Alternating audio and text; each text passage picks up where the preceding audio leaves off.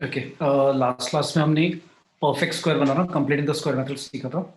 तो ये क्वेश्चन जल्दी से फर्स्ट क्वेश्चन सभी को आंसर करना है। X square minus 4x plus 8, इसका कंप्लीटिंग द स्क्वायर मेथड से बताओ क्या आएगा आंसर। तो लेट से मैं कह रहा हूँ इसका आंसर आएगा x माइनस ए का होल स्क्वायर प्लस बी। तो आपको बताना है ए और बी का वैल्यू कितना है। ऑप्शंस हैं, चलो ऑप्शन दे देता हूँ।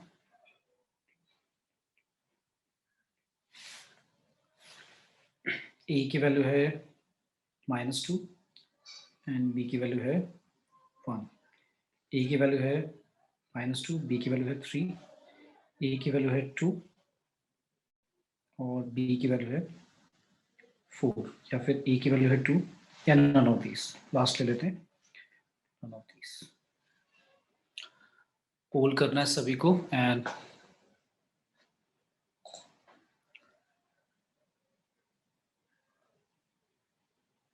ओके, पोल मैंने लॉन्च कर दिया बेटा। सभी को जल्दी से सॉल्व करके answer A B C D में से ऑप्शन बताना है क्या होगा।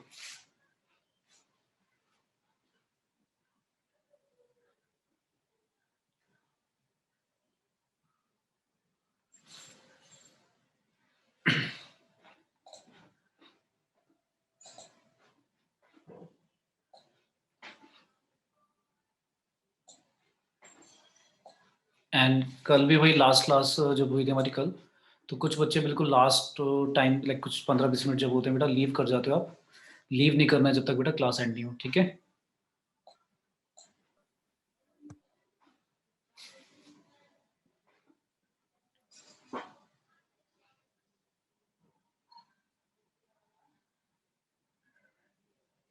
लास्ट 10 सेकेंड्स हुई, जल्दी से।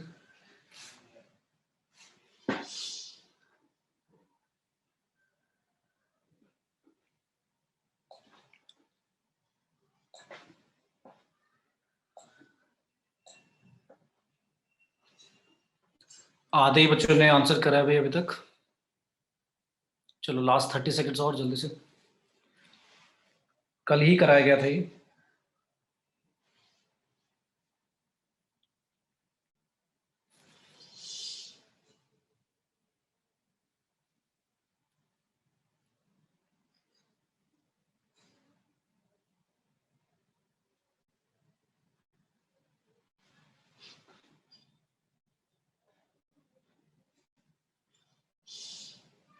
अब तक तो आ जाना चाहिए भी सभी का। ओके, पोल एंड कर दिया मैंने। अब जो ज्यादातर बच्चों ने आंसर दिया है 49%, लगभग आधे बच्चों ने वो ऑप्शन नंबर सी चूज करा है। सेकंड जो चॉइस है वो बी ऑप्शन 33% बच्चों ने करा है और 16% ए, और सिर्फ एक बच्चे ने लास्ट बताया नन। सबसे पहले हम परफेक्ट स्क्वायर बनाते थे कैसे, x square minus 4x plus 8। कैसे x माइनस क्या लिखेंगे बताओ, x माइनस क्या लिखें आगे, 2 का होल स्क्वायर, राइट। 2 into हाँ 2 2 है। का होल स्क्वायर, और 2 का स्क्वायर क्या करते थे, माइनस भी करते थे, और प्लस का क्या लिखेंगे 8। सो x माइनस 2 का होल स्क्वायर माइनस 4 प्लस 8, ये आ गया आपका x माइनस 2 का होल स्क्वायर प्लस 4। तो अब अगर आप कंपेयर करते हो इससे तो आपका a कितना होगा, 2 होगा, पॉजिटिव 2 होगा, और b आपका 4 होगा। तो सी ऑप्शन जो ज्यादा बच्चों ने दिया है, आधे बच्चों ने, उन्होंने सही दिया है, ठीक है। बाकी बच्चों को समझ में आया बेटा सभी को? सर। Yes sir. ठीक है, आज हम करेंगे पार्शियल फ्रैक्शन और इंटीग्रेशन बाय पार्ट। पहला आएगा partial integration by partial fraction and second integration by part.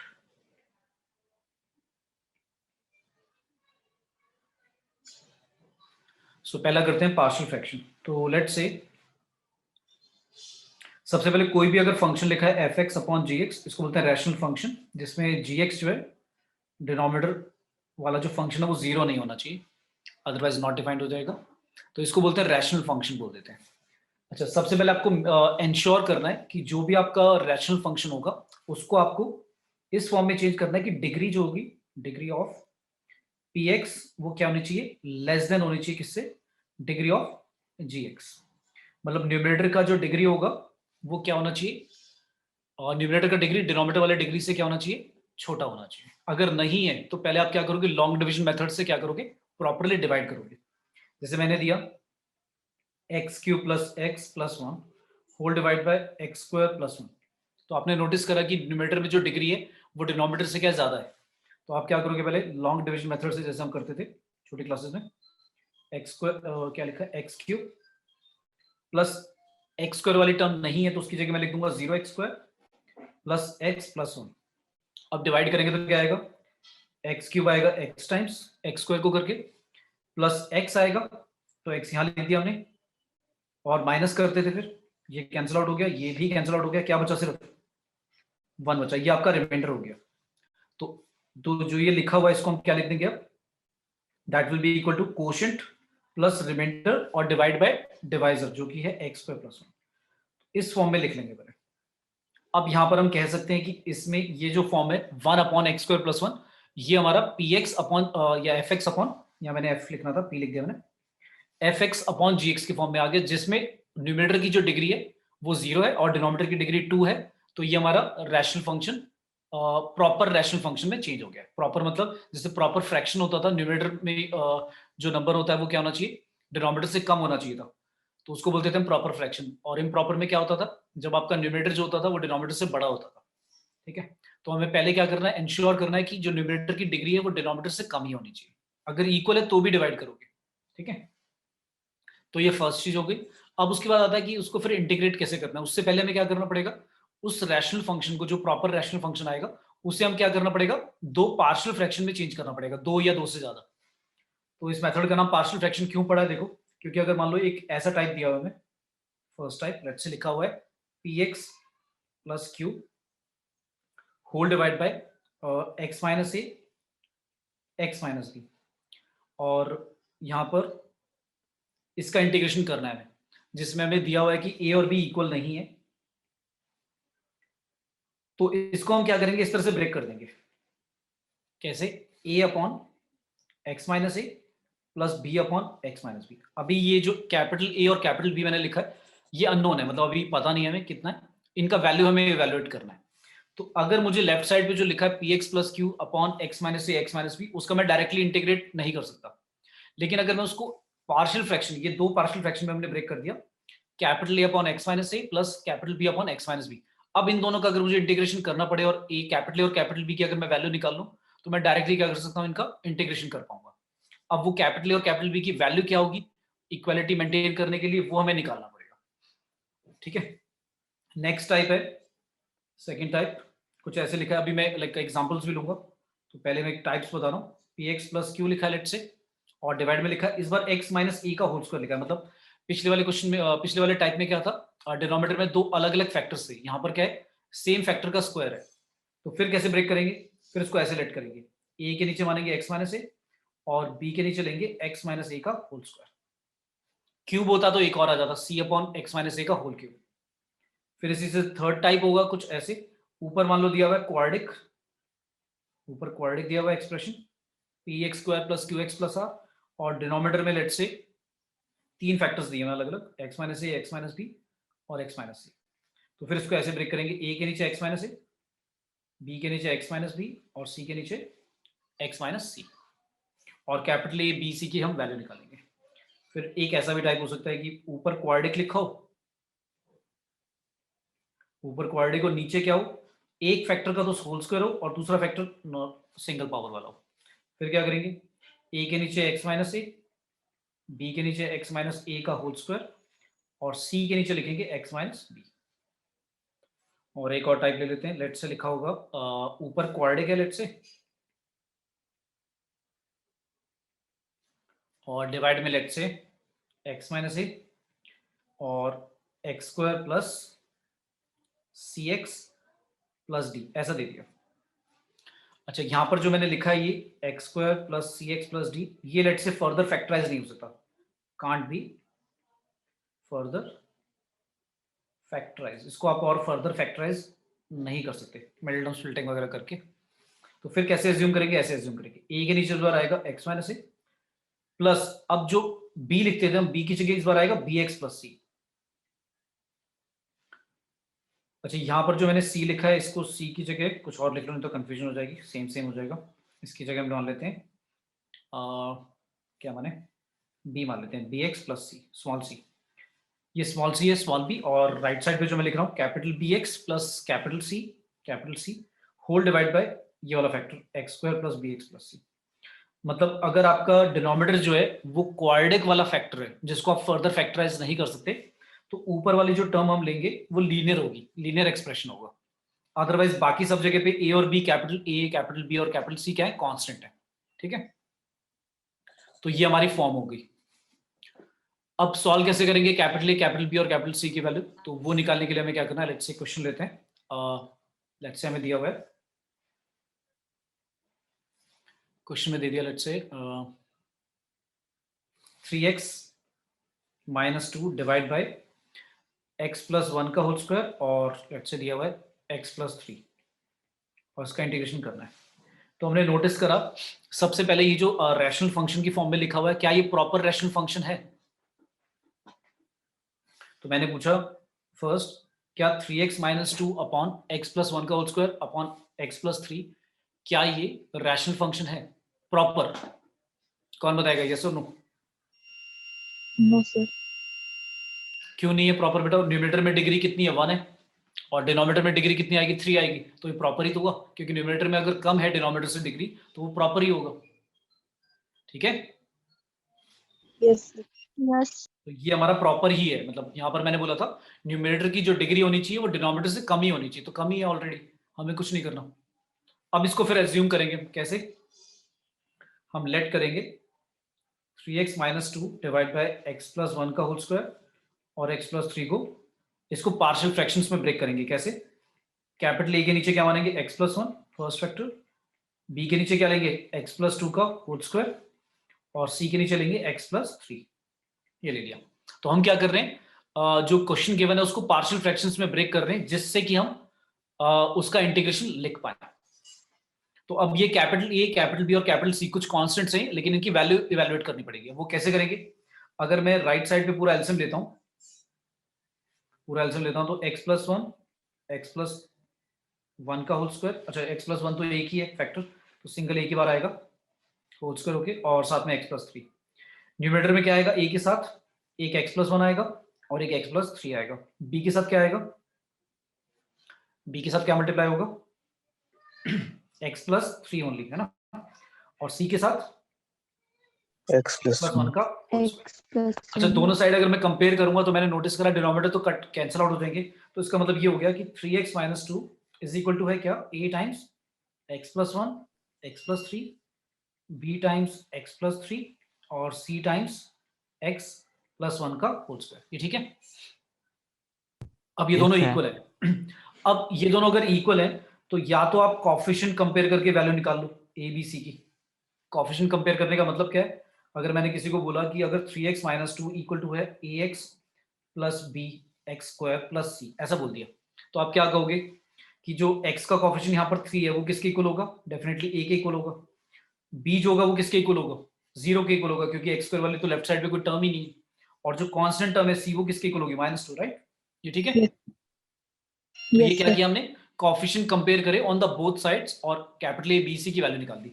या तो इस तरह से करो, तो दोनों तरफ क्या करो, कोएफिशिएंट कंपेयर करो, x का x स्क्वायर का, क्यूब आ रहा था क्यूब का, कांस्टेंट टर्म का, और फिर सॉल्व करो। तो उसके लिए मुझे क्या करना पड़ेगा, ओपन करना पड़ेगा, x प्लस 1 को x प्लस 3 से मल्टीप्लाई करके, a से मल्टीप्लाई करके, फिर b x प्लस 3 में भी मल्टीप्लाई करना पड़ेगा, फिर और x प्लस 1 का होल स्क्वायर करके c से मल्टीप्लाई करके, तो जहां जहां पर x स्क्वायर x और कांस्टेंट टर्म आएगी वो सेपरेट आउट करनी पड़ेगी। या तो एक तरीका ये होगा, या फिर थोड़ा इजी क्या हो जाएगा, जल्दी से हम क्या करते हैं, सब्स्टिट्यूट कर देते हैं, पुट x का वैल्यू प्लग कर देते हैं -1, एक बार x का वैल्यू -1 रख देते हैं, तो देखो क्या आएगा। दोनों साइड पे रख सकते हैं क्योंकि दोनों अगर इक्वल है तो किसी भी x की वैल्यू के लिए ये बात ट्रू होगी। तो अगर x की वैल्यू -1 लेते हैं तो क्या आएगा लेफ्ट साइड पे, कितना हो जाएगा, -5, और राइट साइड पे देखो क्या होगा, राइट साइड पे ये वाला फैक्टर 0 हो जाएगा x प्लस 1, ये वाला फैक्टर भी 0 हो जाएगा, सिर्फ b वाली टर्म बचेगी। b के साथ क्या बचेगा, -1 और +3, तो कितना हो जाएगा 2। तो b की वैल्यू डायरेक्टली आ गई कितनी, -5/2। फिर हमने क्या करा, x की वैल्यू एक बार क्या पुट कर दी, -3 पुट कर दी। क्यों? क्योंकि x + 3 में अगर x की वैल्यू -3 पुट करेंगे तो वो भी 0 हो जाएगा। तो लेफ्ट साइड पे क्या आया, -11, -9 और -2। राइट साइड पे x + 3 जहां पर भी मल्टीप्लाई में फैक्टर वो तो 0 हो जाएंगे, तो सिर्फ c वाला बचेगा। c के साथ क्या आएगा, -2 का स्क्वायर, यानी कि c की वैल्यू कितनी आ गई, -11/4। c भी आ गया। अब दो अलग अलग फैक्टर थे हमारे, x + 1 x + 3, उनके अकॉर्डिंग मैंने एक बार क्या पुट कर दिया, x - 1 और एक बार पुट कर दिया x की वैल्यू -3। अब दूसरा कोई फैक्टर ऐसा नहीं है जिसमें मैं x की वैल्यू कुछ पुट करूं और 0 आ जाए, तो ये दो वैल्यूज निकल गई b और c। अब x की वैल्यू तुम कुछ और कुछ भी चूज कर लो, लेट्स से सबसे इजी x की वैल्यू ऐसा नहीं कि फैक्टर वाला ही पुट करना है, कुछ और भी पुट कर सकते हैं। लेट्स से मैंने 0 पुट कर दिया, तो 0 पुट करूंगा तो क्या आएगा, लेफ्ट साइड पे -2, राइट साइड पे a की वैल्यू नहीं पता एज इट इज, x की वैल्यू 0 लिया आपने तो 1 × 3 3 आएगा, प्लस b के साथ क्या आएगा, b की तो वैल्यू पता है हमें, b की वैल्यू कितनी थी, b की वैल्यू आई थी -5/2। उसके साथ x की वैल्यू 0 और इंटू में 3, प्लस c की वैल्यू भी आ चुकी है -11/4। x की वैल्यू आपने कितनी ली है, 0, 1 का स्क्वायर 1 ही रहता है, तो यहां से आपका a भी आ जाएगा। तो लेट्स से a का वैल्यू आ गया हमारा 3a इक्वल्स टू आ गया -2 प्लस का 15/2 और प्लस का 11/4। तो ये सॉल्व करके आ गया 4 एलसीएम -8 प्लस का 30 प्लस 11, ये आ गया हमारा 41 - 8 कितना हो गया, 33/4। तो a की वैल्यू कितनी आ गई, 11/4 आ गई। तो a भी आ गया, c भी आ गया और अब b भी आ गया। इतनी मेहनत करनी थी, उसके बाद तो इंटीग्रेशन अब क्या होगा, बहुत डायरेक्ट फॉर्मूला लग जाएगा, मतलब कुछ स्टैंडर्ड रिजल्ट लग जाएगा। क्या हमारा क्वेश्चन था, हमने एज्यूम किया था ये, और हमारे को यहाँ पर किस किस की वैल्यू मिल चुकी है, ए बी और सी की वैल्यू निकल चुकी है हमारी। तो जब ए बी सी की वैल्यू निकल चुकी है तो क्वेश्चन खत्म हो गया। इंटीग्रेशन क्या होगा, 3x - 2 अपॉन x + 1 का होल स्क्वायर x + 3 का, हम ए की जगह ए की वैल्यू पुट कर देंगे, क्या आएगी 11/4, और इंटीग्रेशन करना पड़ेगा सिर्फ x + 1 का, 1 अपॉन x + 1 का। b की वैल्यू कितनी आई थी, b की वैल्यू आई थी -5/2 और इंटीग्रेशन करना पड़ेगा x + 1 का होल स्क्वायर का, और c की वैल्यू आई थी -11/4, तो 1 अपॉन x + 3 का। इन सबके इंटीग्रेशन हो जाएंगे, बता दो जल्दी से। डन। Yes, sir. तो बस हमें कैपिटल ए बी सी की वैल्यू निकालनी है, या तो कोएफिशिएंट कंपेयर करके निकाल लो, या फिर कुछ x की वैल्यू सब्स्टिट्यूट करके, जिससे कि एक फैक्टर आपका या दो फैक्टर आपके 0 हो जाए, इस तरह से कर लो। ठीक है, आया सभी को समझ में? Yes sir. फर्स्ट कंडीशन क्या है, फर्स्ट कंडीशन है कि मेक एंश्योर करना है आपको कि जो आपका फंक्शन गिवन है रैशनल फंक्शन, वो प्रॉपर रैशनल फंक्शन में हो, मतलब न्यूमरेटर की डिग्री क्या हो, डिनोमिनेटर से कम होनी चाहिए। अगर नहीं है, इक्वल या ज्यादा है, तो आप क्या करोगे, पहले डिवाइड करोगे। डिवाइड करने के बाद जब आप उसको लाइक पार्शियल फ्रैक्शंस में ब्रेक करोगे, उसमें कैपिटल ए बी सी की वैल्यू निकालोगे, और वैल्यू निकलने के बाद डायरेक्टली उसका क्या होगा, स्टैंडर्ड जो रिजल्ट होता है फॉर्मूला अप्लाई करने वाला, वो लग जाएगा। ठीक है, आया सभी को समझ में? Yes, sir. बोलो भी किसी को डाउट है तो। क्लियर? चलो एक और करते हैं। लेट्स से क्वेश्चन दिया हुआ है x² + x + 1 divide by x + 2 और x² + 1 dx। इसका इंटीग्रेशन करना है। सबसे पहले तो मुझे ये बता दो जल्दी से कि ये जो मैंने लिखा है रैशनल फंक्शन f(x/gx), ये हमारा प्रॉपर फॉर्म में है या नहीं है? Yes, sir. Yes. Yes. देखा, न्यूमरेटर में डिग्री 2 है, लेकिन डिनोमिनेटर में जब मल्टीप्लाई करके पूरा ओपन करेंगे, डिनोमिनेटर में डिग्री 3 आएगी, तो ये प्रॉपर ही है रैशनल फंक्शन। ठीक है, तो हम इसको एज्यूम कर सकते हैं डायरेक्टली। क्या इसको ऐसा मान लेते हैं, ए के नीचे क्या माने बताओ, फर्स्ट फैक्टर क्या लेंगे, X + 2. x + 2। ठीक है, नेक्स्ट फिर बी के नीचे लिखें या क्या लिखें अब नेक्स्ट आगे? अब हमने देखा कि ये जो लिखा हुआ है x² + 1, ये तो क्वाड्रिक है और ये फर्दर फैक्टराइज भी नहीं हो सकता। तो मैंने क्या बोला था कि अगर क्वाड्रिक वाला फैक्टर है हमारा नीचे डिनोमिनेटर में और उसको आप फर्दर फैक्टराइज नहीं कर पा रहे, तो फिर क्या करोगे, जो न्यूमरेटर लिखोगे वो लीनियर एक्सप्रेशन लिखोगे, कैसा, bx + c। ठीक है, Yes, sir. ठीक है, याद है सभी को? Yes, sir. Yes, sir. चलो स्टार्ट करते हैं। तो फिर अगर मैं दोनों साइड कंपेयर करूंगा तो एक्स स्क्वायर प्लस एक्स दोनों के न्यूमरेटर पहले का ये आएगा लेफ्ट साइड पर, और राइट साइड पे क्या आएगा, ए के साथ मल्टीप्लाई हो जाएगा एक्स स्क्वायर प्लस 1, और बी एक्स प्लस सी के साथ क्या मल्टीप्लाई हो जाएगा, एक्स प्लस 2, राइट। तो अब मुझे दोनों, और डिनोमिनेटर तो दोनों की कट जाएंगे, तो अब मुझे कंपेयर करने हैं दोनों साइड। तो या तो मैं फिर वही कोएफिशिएंट कंपेयर करूं, एक्स स्क्वायर का, एक्स का, या कांस्टेंट टर्म का, या फिर कुछ एक्स की वैल्यू पुट करता हूं।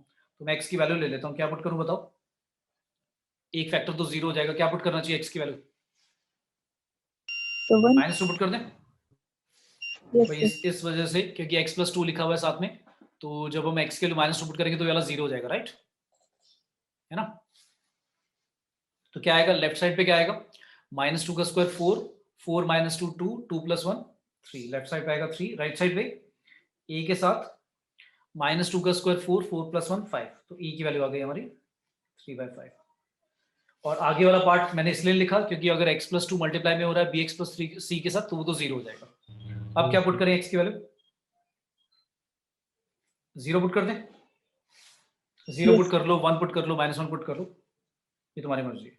तो x की, क्योंकि दोनों साइड अगर इक्वल है तो वो किसी भी x की वैल्यू के लिए ट्रू होगा ये बात। तो x के लिए 0 पुट करेंगे तो लेफ्ट साइड पे आएगा 1, मतलब छोटी वैल्यूज लेना, ज्यादा बड़ी लोगे तो फिर कैलकुलेशन टफ हो जाएगा। a का वैल्यू ऑलरेडी निकल चुका है 3/5, x की वैल्यू 0 है, साथ में 1 प्लस x की वैल्यू आपने 0 लिया तो सिर्फ c बचेगा, b तो हट जाएगा, और इंटू में 2, तो c की वैल्यू भी आ गई यहाँ से 1 - 3/5 और डिवाइड बाय 2, तो c की वैल्यू कितनी आ गई 2/5, तो c की वैल्यू आ गई 1/5। जैसे मैंने a निकाल दिया, b निकाल दिया, सॉरी c निकाल दिया, अब b निकाल देते हैं। कैसे? x की वैल्यू कुछ और पुट कर दो, क्या करते हैं, 1 पुट कर देते हैं। तो 1 पुट करेंगे तो लेफ्ट साइड पे आएगा 3, राइट साइड पे a की जगह क्या होगा, a की जगह आपका 3/5, साथ में 1 + 1 2 हो जाएगा, प्लस b की वैल्यू नहीं पता, x की वैल्यू 1 प्लस c कितना है 1/5, और मल्टीप्लाई में चल रहा है 1 + 2 कितना हो जाएगा 3, तो यहां से b की वैल्यू भी निकल जाएगी, ये आ गया 6/5 प्लस 3b प्लस 3/5 हो जाएगा। कर लोगे भाई? Yes, sir. Yes, ए sir. बी सी की जब वैल्यूज निकल जाएंगी आपकी, तो आप पहले वाले का इंटीग्रेशन तो डायरेक्टली कर लोगे, लॉग वाला फॉर्मूला लग जाएगा, राइट। ए के नीचे x + 2 लिखा हुआ है तो लॉग x + 2 आ जाएगा, लेकिन जो bx + c है और डिवाइड बाय x² + 1 उसका कैसे करोगे?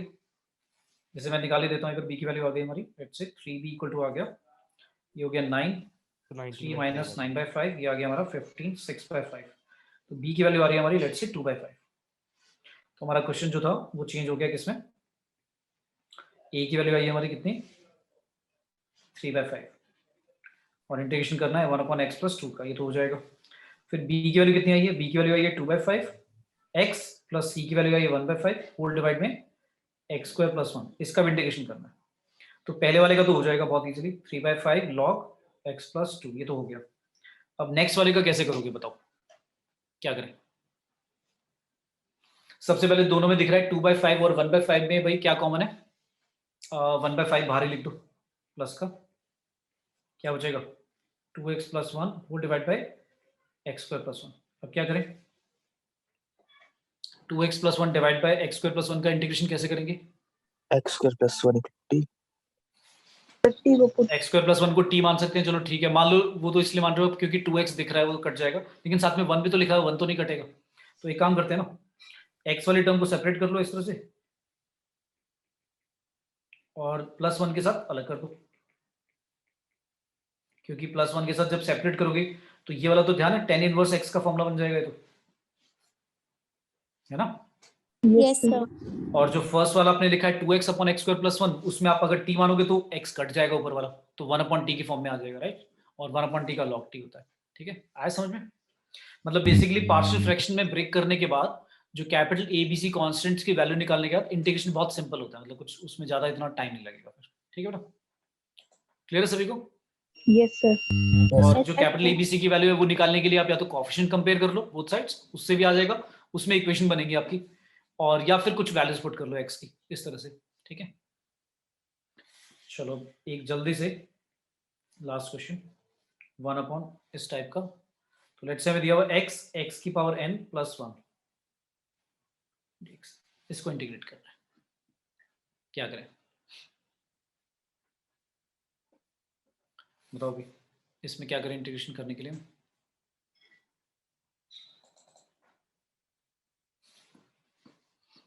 अब यहाँ पर n लिखा हुआ है, x की पावर n लिखी हुई है, तो x की और n को तो मैं फर्दर फैक्टराइज भी नहीं कर सकता जब तक पता नहीं क्या है।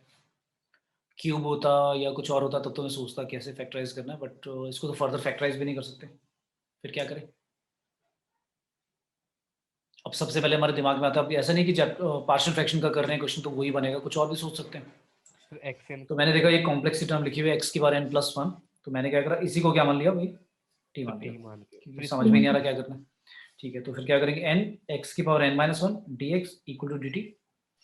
तो dx की वैल्यू आ गई, क्योंकि ऊपर कुछ लिखा नहीं हुआ ऐसा तो पूरा निकालना पड़ेगा dx, तो dt divide by n x की पावर n-1 ये लिख देते हैं।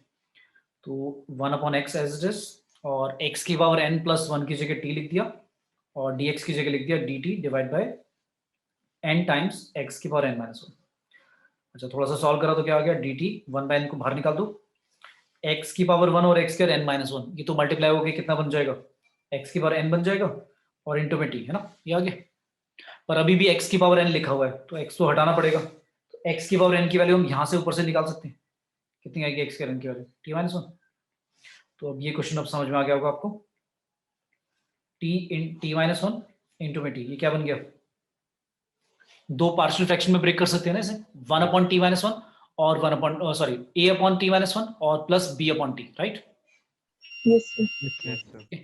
अच्छा, इस वाले क्वेश्चन को तो लेकिन मैं वैसे भी कर सकता हूँ, परफेक्ट स्क्वायर बनाकर भी कर सकता हूँ, क्योंकि रूट नहीं है ना और सिर्फ क्वाड्रेटिक ही है, तो या तो पार्शियल फ्रैक्शन से कर लो इसे सॉल्व, या फिर ऐसे भी तो कर सकते हो, t² माइनस टी और इसका परफेक्ट स्क्वायर बना दो, कैसे, t माइनस हाफ का होल स्क्वायर और माइनस हाफ स्क्वायर, यही होगा ना? Yes, sir. तो ये तो मैं परफेक्ट स्क्वायर बना के ज्यादा इजी है, मैं पार्शियल फ्रैक्शन में क्यों ब्रेक करूं, जब क्वाड्रेटिक लिखा हुआ है नीचे तो परफेक्ट स्क्वायर बनाकर कंप्लीटिंग द स्क्वायर मेथड से हमने सीखा था, उससे ज्यादा इजी है, एक बार में आ जाएगा। पार्शियल फ्रैक्शन में आप पहले लेट करोगे a के नीचे t-1 और b के नीचे t, और फिर a और b की वैल्यू निकालोगे, तो ये ज्यादा इजी हो जाएगा। ठीक है, क्लियर है? Yes, sir. तो तुम्हारे पास दोनों चॉइसेस हैं, चाहे वैसे करो चाहे ऐसे कर लो। ठीक है, क्लियर हो बेटा सभी को यहाँ तक? Yes, sir. Yes, sir. ठीक है, अब आता है नेक्स्ट इंटीग्रेशन बाय, सर दो मिनट लास्ट स्लाइड करना, क्या हो बेटा, लास्ट स्लाइड। लास्ट स्लाइड दिखाऊं? ठीक है, ओके सर, तो ठीक। ठीक है, नीचे क्योंकि 1 के नीचे क्वाड्रेटिक आ गया हमारा, t² minus T quadratic expression आ गया, तो इसको या तो आप फैक्टराइज करके पार्शियल फ्रैक्शन में ब्रेक करके कर लो, मतलब यहाँ से a के नीचे t-1 और b के नीचे t लेकर a और b की वैल्यू निकाल के सॉल्व कर लो, लॉग लॉग करके आ जाएगा, या फिर नीचे वाले का परफेक्ट स्क्वायर बना लो, x² माइनस a² की आइडेंटिटी लग जाएगी। ठीक है, आंसर दोनों से ही सेम आएगा, मैच करोगे ना आंसर सेम ही आएंगे। ठीक है, क्लियर है? Yes sir. Yes, sir. अब आता है, अब एक मैंने बोला था कल भी याद दिलाया था हमने, कि जैसे हम प्रोडक्ट रूल लगाते हैं डेरिवेटिव में, फर्स्ट फंक्शन को बाहर रख के सेकंड का डेरिवेटिव प्लस सेकंड को बाहर रखकर फर्स्ट का डेरिवेटिव, तो इसी तरह से इंटीग्रेशन बाय पार्ट कुछ कुछ प्रोडक्ट फॉर्मूला जैसा ही है, जो प्रोडक्ट रूल होता था उस जैसा ही है। तो मान लो इसमें कैसे करते हैं, इंटीग्रेशन करना है first function into second function dx, मान लो इसका इंटीग्रेशन करना है, तो दो फंक्शन मल्टीप्लाई में लिखे हुए fx dx मान लो, या फिर मैंने फर्स्ट और सेकंड लिख दिया ऐसे। तो क्या करेंगे, इसका फॉर्मूला है, ये याद रखना है इंटीग्रेशन बाय पार्ट का, फर्स्ट फंक्शन को रखना है बाहर, सेकंड फंक्शन का क्या करना है, इंटीग्रेशन, माइनस डेरिवेटिव करना है फर्स्ट फंक्शन का, डेरिवेटिव करना है हमें फर्स्ट फंक्शन का, और इंटीग्रेशन करना है सेकंड फंक्शन का मल्टीप्लाई में, और इस पूरे का फिर इंटीग्रेशन। तो ये फॉर्मूला लिख लो, नहीं लिखा है तो, फर्स्ट फंक्शन बाहर रखकर सेकंड का फंक्शन का इंटीग्रेशन करना है, माइनस डेरिवेटिव करना है फर्स्ट फंक्शन का, मल्टीप्लाई में इंटीग्रेशन करना है सेकंड फंक्शन का, और फिर पूरा जो आंसर आएगा उसका भी एक और बार इंटीग्रेशन करना है। तो ये हमारा फॉर्मूला है। अब ये कैसे पता लगेगा कि फर्स्ट फंक्शन कौन सा है, सेकंड फंक्शन कौन सा है, तो इसके लिए तो कुछ ना कुछ रूल होना चाहिए कि किसको फर्स्ट मानना है किसको सेकंड मानना है, ऐसा नहीं कि किसी को कुछ भी मान लिया। तो इसके लिए रूल है, रूल क्या है, आइलेट। रूल है आइलेट। हाँ, फाइल 8 में I stands for inverse functions, logarithm function, algebraic, trigonometric और E for exponential exponential functions. तो सबसे लीस्ट जो प्रायोरिटी देनी है वो देनी है एक्सपोनेंशियल फंक्शंस को, e की पावर x 2 की पावर x ऐसे. अगर एक्सपोनेंशियल फंक्शन लिखा हुआ है तो उसको सबसे लीस्ट प्रायोरिटी देनी है, मतलब उसको सेकंड फंक्शन कंसीडर करना है.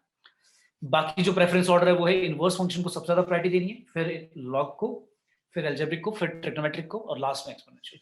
तो लेट्स से हमें क्वेश्चन दिया हुआ है, दो फंक्शन मल्टीप्लाई करके दिए हैं लेट्स से, और उसमें मुझे पहले प्रेफरेंस ऑर्डर के अकॉर्डिंग ये देखना है कि किस फंक्शन को मैं पहले प्रेफरेंस दूं. तो लेट्स से दिया हुआ है x e के और x. तो इसमें मैंने देखा जो x है वो हमारा क्या हो गया, अलजेब्रिक हो गया, और e के और x एक्सपोनेंशियल हो गया. तो इसको फर्स्ट देंगे हम ऑर्डर, इसको सेकंड मानेंगे. ठीक है. तो फिर फॉर्मूला क्या कहता था, x को रखो बाहर, फर्स्ट फंक्शन को रखो बाहर, सेकंड फंक्शन का कर दो इंटीग्रेशन, माइनस फर्स्ट फंक्शन का करो डेरिवेटिव, सेकंड फंक्शन का इंटीग्रेशन, और इस पूरे का भी फिर दोबारा इंटीग्रेशन. क्लियर है. और अब देख लेते हैं क्या आएगा इसका आंसर. तो हमने जब इसका करा सॉल्व तो क्या आएगा, x तो x ही रहेगा, e के x का इंटीग्रेशन e के x ही होता है, माइनस अब x का डेरिवेटिव करोगे तो 1 आएगा, और e के x का इंटीग्रेशन e के x आएगा, और एक और बार इंटीग्रेशन करेंगे तो फाइनल आंसर आ गया x e के x माइनस e के x दोबारा और प्लस c. ठीक है. क्लियर है. Yes, sir. Yes, sir. ठीक है. अब लेट से आता है क्वेश्चन, इंटीग्रेट करना है मुझे. मान लो ऐसा दे दिया बस, साइन इनवर्स x का होल स्क्वायर, इसका इंटीग्रेशन करना है. तो क्या करेंगे हम सबसे पहले, तो हमने नोटिस करा कि साइन इनवर्स x का होल स्क्वायर लिखा हुआ है, इसमें तो दो फंक्शन नहीं है, एक लिखा हुआ है और उसी का स्क्वायर है, साथ में कुछ लिखा ही नहीं हुआ. तो या तो मैं 2 बार लिखूं इसे, और 2 बार में वो दोनों इनवर्स होंगे, तो प्रेफरेंस ऑर्डर फिर वो 1 2 ऐसे नहीं करेंगे. तो क्या करते हैं, साथ में अगर कुछ नहीं लिखा हुआ तो क्या मान लो, 1 साथ में क्या मान लो, 1 मान लो. 1 एक तरह से कोई अलजेब्रिक एक्सप्रेशन हो गया, कांस्टेंट है ना. यस तो ये फर्स्ट फंक्शन, ये सेकंड फंक्शन. ये क्लियर है. Yes Yes. और इसमें रूल लगा देते हैं, क्या आएगा, साइन इनवर्स x का होल स्क्वायर रखना है हमें बाहर, ये रख लिया बाहर. हमें इंटीग्रेशन करना है 1 का, माइनस डेरिवेटिव करना है साइन इनवर्स x का होल स्क्वायर, इंटीग्रेशन करना है 1 का, और पूरे का फिर दोबारा इंटीग्रेशन. तो पहले वाले का तो एज इट इज रहेगा साइन इनवर्स x का होल स्क्वायर, और 1 का इंटीग्रेशन क्या होगा भाई, 1 का क्या आएगा, x आएगा, x आएगा, माइनस डेरिवेटिव कैसे करोगे, साइन इनवर्स x का होल स्क्वायर, चेन रूल लगाओगे, 2 बाहर आएगा, साइन इनवर्स x और साइन इनवर्स x का भी derivative root 1 minus x square, और 1 का इंटीग्रेशन क्या होगा, x, ये आ गया. अब इस वाले पार्ट का फिर दोबारा इंटीग्रेशन करना है जो बच गया. x को रखो आगे, साइन इनवर्स x का होल स्क्वायर माइनस, अब कैसे करें, अब हमारा आ गया 2x sine inverse x divide by 1 root के अंदर 1 माइनस x स्क्वायर. इसका कैसे करें, इसका कोई डायरेक्ट तो होता नहीं इंटीग्रेशन, तो क्या करें, बड़ा कॉम्प्लिकेटेड सा बन गया, तो कुछ लेट कर लें. बताओ किसको लेट करें इसमें, 1 माइनस x स्क्वायर को साइन इनवर्स x को लेट करेंगे t, क्योंकि साइन इनवर्स x को मानने से क्या आएगा, रूट 1 ओवर रूट में 1 माइनस x स्क्वायर आ जाएगा जो कि लिखा हुआ है, और वो dx dt में चेंज हो जाएगा. तो ये वाला पार्ट और dx, इन दोनों की जगह तो dt लिख दो, 2 का 2 लिख दो, साइन इनवर्स x की जगह क्या लिखेंगे, t, और बच गया x की कोई वैल्यू बताएगा क्या लिखनी है, sir Sin t. Sine t आएगा भाई यहाँ से. ठीक है, x की वैल्यू निकालोगे तो साइन t आ जाएगी. अब ये बन गया मेरा. अब क्या ये दोबारा वही बन गया, इंटीग्रेशन बाय पार्ट. यस भाई दो फंक्शन लिखे हुए ना, t आपका क्या हो गया, एल्जेब्रिक फंक्शन हो गया, और साइन क्या हो गया, ट्रिग्नोमेट्रिक. किसको ज्यादा प्रेफरेंस देते थे हम फाइल 8 में, Algebraic. एल्जेब्रिक को देते हैं ना, एल्जेब्रिक को फर्स्ट, इसको सेकंड. तो दोबारा इसका इंटीग्रेशन करते हैं, इंटीग्रेशन बाय पार्ट का दोबारा फॉर्मूला लगाते हैं. तो क्या करते थे हम, ब्रैकेट के बाहर पहले सबसे पहले बोला था कांस्टेंट अगर लिखा हो बाहर निकाल देना, क्योंकि कांस्टेंट जो है ना वो कहीं ना कहीं गड़बड़ कर दोगे कैलकुलेशन में. तो 2 और माइनस पूरा बाहर निकाल के ब्रैकेट से स्टार्ट करेंगे. ब्रैकेट इसलिए लगाया क्योंकि आगे यहाँ पर साइन माइनस लिखा हुआ है, तो जब हम ओपन करेंगे सबके साइन चेंज होंगे. अगर ब्रैकेट नहीं लगाते तो कहीं ना कहीं पे साइन की गड़बड़ हो जाती है. तो ये छोटी छोटी चीजें याद रखनी है. ओके, तो सबसे पहले t बाहर आएगा. अब मैं डायरेक्टली कर रहा हूँ, साइन t का इंटीग्रेशन जल्दी से बता दो क्या लिखूं, Minus cos t. Minus cos t. Minus cos t, minus minus derivative करते हैं हम टी का डेरिवेटिव क्या आएगा 1 आएगा। इंटीग्रेशन करेंगे साइन टी का माइनस कॉस टी आएगा, तो माइनस माइनस प्लस कर दिया यहाँ पे, यहाँ बचेगा कॉस टी। और दोबारा एक और बात इंटीग्रेशन करना है और खत्म। क्या आ गया answer x sine inverse x का होल स्क्वायर माइनस 2 ये प्लस हो जाएगा 2t कॉस टी और माइनस का 2 कॉस टी का इंटीग्रेशन करोगे क्या आएगा Sin. टी की वैल्यू पुट कर दोगे और आंसर आ जाएगा। ठीक है, क्लियर है? Yes, sir. Yes, sir. अच्छा टी की जगह तो पुट कर दोगे तुम साइन इनवर्स एक्स, लेकिन जहां पर कॉस टी लिखा है वहां क्या लिखोगे? टी की जगह तो क्या आ जाएगा तुम्हारा साइन इनवर्स एक्स आ जाएगा और एक्स की हाँ टी की जगह साइन इनवर्स टी लिख दो, साइन इनवर्स एक्स लिख दोगे, लेकिन जहां पर कॉस टी लिखा है वहां पे क्या लिखोगे? साइन टी की जगह चलो एक्स आ जाएगा, कॉस टी की जगह क्या लिखोगे? कॉस टी की वैल्यू क्या होगी? कॉस टी की वैल्यू होगी 1 माइनस एक्स स्क्वायर का रूट, है ना? क्यों? क्योंकि साइन टी की वैल्यू अगर एक्स है तो कॉस टी जो होता है वो क्या होगा? Root over 1 minus sine square होगा ना। क्लियर है? Yes, sir. Yes, sir. और प्लस सी लगा देना। ठीक है, आया समझ में सभी को? Yes, sir. Yes, sir. Yes, sir. तो इस तरह से मैनिपुलेशन करना है। अब आता है थोड़ा सा different type, integration by part में ही एक पर्टिकुलर टाइप आती है। कौन सी? काफी इंपॉर्टेंट और टिपिकली पेपर में आते हैं क्वेश्चन से। तो टाइप है क्या? कुछ ऐसे लिखा होगा इंटीग्रेशन ई की पावर एक्स और ब्रैकेट में लिखे होंगे दो फंक्शन लिखे होंगे, एक एफ एक्स लिखा होगा और एक उसका डेरिवेटिव भी लिखा होगा प्लस में। अगर ऐसा लिखा है और हमें इसका सॉल्व करना है इंटीग्रेशन, तो देखो क्या होगा, इसका फॉर्मूला क्या बन जाएगा? ई की power x F x D x. मैं इसको दो पार्ट में अलग अलग ब्रेक कर देता हूँ, ई के एक्स एफ डैश एक्स मतलब डेरिवेटिव है उसका। अब अगर मुझे इन दोनों का इंटीग्रेशन करना है तो इन दोनों में से दोनों की करने की जरूरत नहीं है। हाँ बेटा कुछ बोल रहे हो? हाँ तो मैं बोल रहा हूँ कि इन दोनों का आईलेट लगाने की जरूरत नहीं है, दोनों का सेपरेटली करने की जरूरत नहीं है। हम क्या करेंगे, पहले वाले का करते हैं, आईलेट लगाएंगे। तो पहले वाले में ई के एक्स को तो सबसे लीस्ट प्रेफरेंस देनी है, तो इसको रखूंगा फर्स्ट फंक्शन, इसको लूंगा सेकंड। तो क्या आएगा? एफ एक्स रखा बाहर, ई के एक्स का इंटीग्रेशन माइनस ई के एक्स का डेरिवेटिव कोई बताएगा क्या आएगा? E की पावर ई x. के एक्स का डेरिवेटिव EX. एक्स ही रहेगा। और एफ अच्छा सॉरी हमें फर्स्ट फंक्शन तो एफ एक्स को माना है ना, सॉरी एफ एक्स का डेरिवेटिव आएगा, तो एफ एक्स का डेरिवेटिव हो जाएगा एफ डैश एक्स और ई के एक्स का इंटीग्रेशन ई के एक्स आएगा डी एक्स, ऐसे आएगा ना। Yes, sir. क्लियर है? और प्लस अब देखो एक चीज नोटिस करो, ये दोनों तो सेम आ गए, ये तो कट ही गए, इन दोनों का तो करने की जरूरत ही नहीं जब एक्जैक्टली सेम आ रहा है, एक प्लस का एक माइनस का। तो आंसर क्या आ गया? एफ एक्स ई के एक्स का इंटीग्रेशन ई के एक्स होता है प्लस, तो ये आंसर आ गया। तो हमने डायरेक्टली फॉर्मूला लर्न कर लिया कि अगर ऐसा आता है कि ई के एक्स के साथ ब्रैकेट में दो फंक्शन है, उनमें से एक दूसरे का डेरिवेटिव है, तो आंसर क्या लिखेंगे? सिर्फ एफ एक्स और ई के एक्स प्लस, बस। ये करके नहीं दिखाएंगे, मतलब ये जो दो स्टेप मैंने करे हैं ये करके नहीं दिखाएंगे, ठीक है? डायरेक्टली लिख देंगे। क्लियर है? Yes, sir. Yes, sir. ठीक है, क्वेश्चन लेते हैं। लेट्स से हमें क्वेश्चन दिया हुआ है इंटीग्रेशन आई मान लेते हैं, क्वेश्चन आई दिया हुआ है ई की पावर एक्स और साथ में दिया हुआ है let's say sine x plus cos x.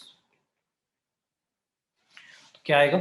हमने नोटिस करा कि साइन एक्स का जो डेरिवेटिव होता है वो कॉस एक्स होता है ना, मतलब ये एक तरह से आपका एफ एक्स है, ये उसका क्या लिखा हुआ है? एफ डैश एक्स लिखा हुआ है, यही है ना। Yes, sir. तो मैंने क्या कहा था, डायरेक्टली फॉर्मूला क्या बन जाएगा? क्या बन जाएगा? एफ एक्स आएगा, एफ एक्स आपका साइन एक्स है और साथ में ई के एक्स और प्लस सी, बस कुछ करने की जरूरत नहीं है, ठीक है? Clear? Yes, sir. Yes, sir. ऐसे ही लेट्स से दिया हुआ है आई इक्वल्स टू इंटीग्रेशन करना है लेट्स से एक्स ई के x divide by 1 plus x का होल स्क्वायर, ऐसे दिया हुआ है, इसका इंटीग्रेशन करना है।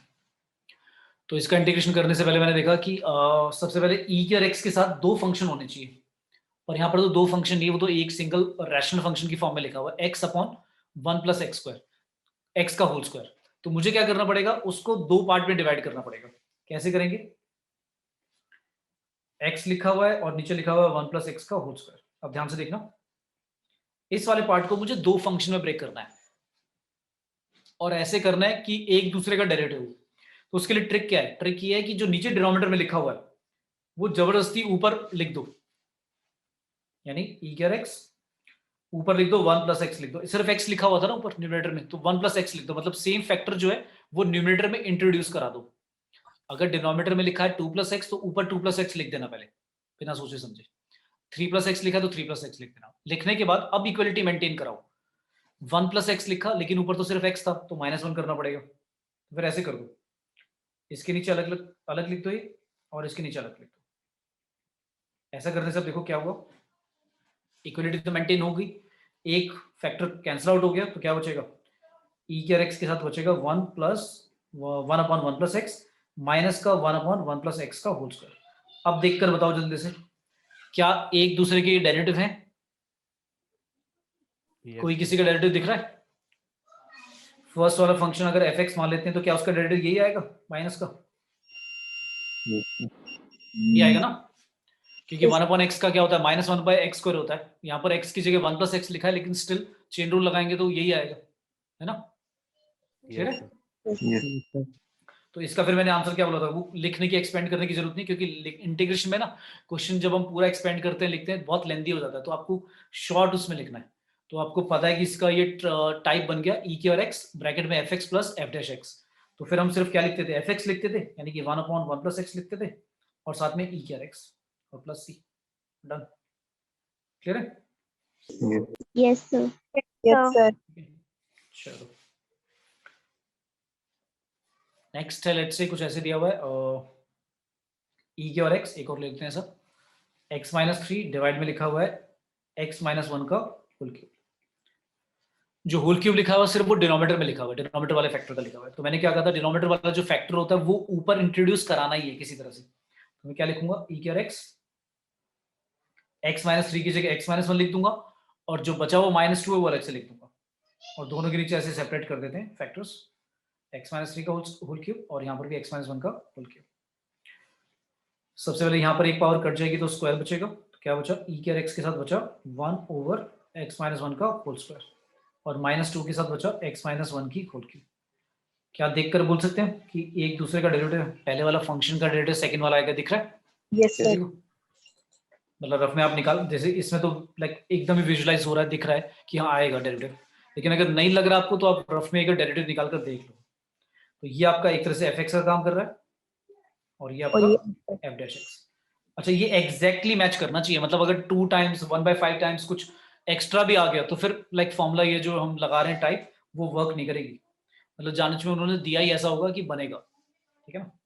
आप पूछोगे सर ऊपर x-3 की जगह x-4 होता तो फिर क्या करते, तो फिर वो बनता ही नहीं, मतलब कटेंगे ही नहीं फिर, तो वो जानच में देंगे ही ऐसा जो कैंसिल आउट हो रहा होगा। तो हमारा आंसर आ गया एफ एक्स यानी कि 1/x-1 का होल स्क्वायर, और ई के एक्स का ई के x as it is plus, तो ये आ गया एफ एक्स ई की पावर एक्स प्लस सी। ठीक है, आए सभी को? Yes, sir. Yes. ओके, एक तरह का let's say i equals to ई की पावर 2x साइन x दिया हुआ है, इसका इंटीग्रेशन करना है। अब ये थोड़ा सा एक अलग टाइप होगा। अब इसमें e की पावर x, e की पावर 2x लिखा है, और जो साथ में लिखा हुआ वो एक ही फंक्शन लिखा हुआ है, दो तो है ही नहीं। तो जब दो है ही नहीं तो वो वाला टाइप बनेगा ही नहीं इसमें, जो हम बनाते हैं fx plus F dash x. तो फिर इसको नॉर्मली जैसे हम आइलेट लगाते हैं वही करना पड़ेगा। तो फर्स्ट फंक्शन किसको मानूंगा, साइन एक्स को, रेफरेंस ऑर्डर के अकॉर्डिंग इसको सेकंड। तो इसमें लगा दो फॉर्मूला, क्या लगाते हैं जनरली, साइन एक्स को रखा बाहर, e क्या 2x का कोई बताएगा इंटीग्रेशन क्या आएगा? e क्या 2x का इंटीग्रेशन, 2x/2 e क्या 2x वैल्यू डिवाइड बाय 2 भी आएगा भाई, कोएफिशिएंट जो होता था लीनियर टर्म का, माइनस इंटीग्रेशन किसका करेंगे, माइनस डेरिवेटिव किसका आएगा, पहले sin x का आएगा, sin x का डेरिवेटिव क्या आ गया, cos x आ गया, e क्या 2x का इंटीग्रेशन e क्या 2x डिवाइड बाय 2, और फिर दोबारा इंटीग्रेशन करना है। तो इसमें तो दोबारा वो लगाना पड़ेगा, क्या Isolate. हाईलाइट लगाना पड़ेगा। 1/2 को बाहर रखा, मैंने कहा था कांस्टेंट को बाहर निकाल देना। फिर कैसे करेंगे, cos x को फर्स्ट फंक्शन मानना पड़ेगा, e क्या 2x को सेकंड फंक्शन, तो cos x को रखा बाहर, e क्या 2x का e क्या 2x divide by 2 minus cos x का डेरिवेटिव करोगे माइनस sin x आएगा, लेकिन माइनस माइनस मैंने प्लस लिख दिया, sin x और e क्या 2x का e क्या 2x डिवाइड बाय 2 अगेन। अब ये जब ब्रैकेट ओपन करा तो क्या आया, sin x e क्या 2x डिवाइड बाय 2, ब्रैकेट खोल रहा हूँ 1/2 से पूरा मल्टीप्लाई होगा, माइनस का 1/4 cos x e क्या 2x और माइनस का 1/4 इंटीग्रेशन ऑफ साइन एक्स ई क्या 2x, लेकिन ये तो अभी सॉल्व ही नहीं हुआ पूरा। फिर मैंने ऑब्जर्व किया कि ये तो फिर दोबारा आईलेट लगाना पड़ेगा, तो ऐसे तो चलता ही रहेगा। फिर ऑब्जर्व किया थोड़ा सा, क्या ये जो लिखा हुआ है और जो हमारा क्वेश्चन था ये तो सेम ही हो गया। तो यानी कि हमारा ये जो लास्ट में आया है ये 1/4 जो है, माइनस का 1/4, ये तो क्वेश्चन वाला आई, मान लो क्वेश्चन था हमारा जो हमें इंडेफिनिट इंटीग्रल इवैल्यूएट करना था, तो ये वाला पार्ट लास्ट वाला क्या हो गया, 1/4 हो गया। तो -1/4 को लेफ्ट साइड पे लेके आओगे तो 1/4 इधर आ जाएगा, राइट। और जो बचा हुआ पार्ट है वो तो पहले से इंटीग्रल पूरा सॉल्व हुआ पड़ा है, उसमें तो अब कुछ करना ही नहीं हमें, तो बस यही आंसर हो जाएगा ऐसे। ये आ गया आपका 5/4, तो i इक्वल टू क्या हो जाएगा आपका 4/5, उल्टा क्रॉस मल्टीप्लाई कर दिया और c की जगह c लिख देना, कोई फर्क नहीं पड़ता।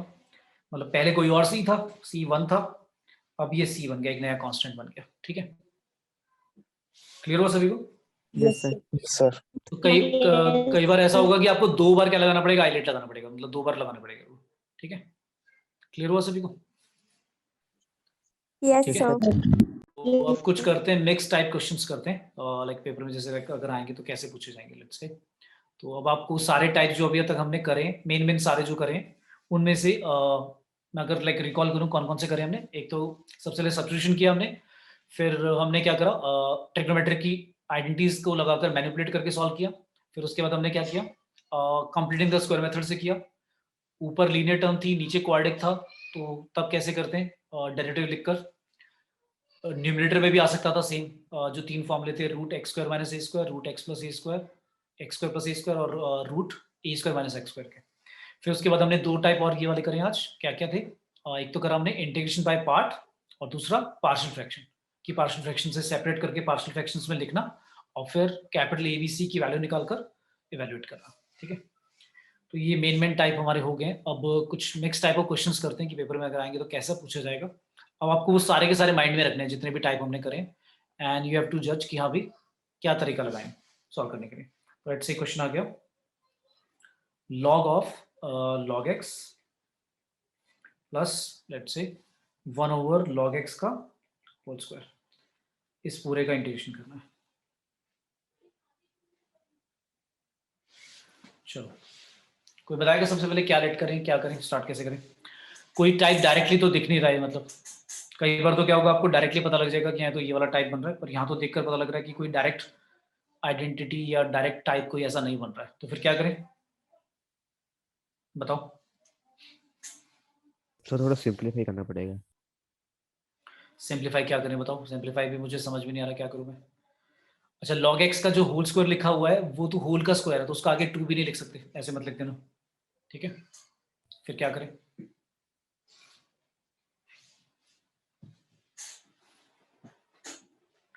बताओ भाई।